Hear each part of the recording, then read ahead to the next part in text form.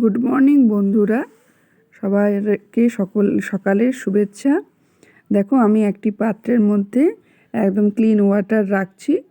তারপরে দেখো, আরেকটি পাত্রে আমি ছোট একটি পাত্রে 3-4 টুকরো মতো অর্জুন গাছের ছালকে নিয়েছি। আমি এটাকে শুকিয়ে একটি কৌটোতে রেখেছি, সেখান থেকে বার করে নিয়েছি 4টে। ভালো করে পরিষ্কার করে ধুয়ে নিতে হবে।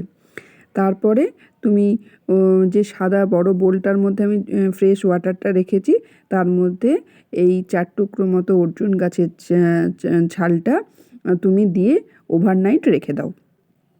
পরের দিন সকালে অন্য একটি পাত্রে ট্রান্সফার করে সেটিকে মিনিমাম 10 মিনিট মতো ফুটিয়ে, যদি 1 গ্লাস থাকে সেটাকে মোটামুটি হাফ গ্লাসের কাছাকাছি করে পরে ছেঁকে তুমি ঠান্ডা করে খাও, দেখবে উপকার পাবে। অর্জুন গাছের ছাল যেটাকে বলে, শরীরের পক্ষেও খুব উপকারী। খেয়ে দেখতে পারো। ভালো থেকো বন্ধুরা।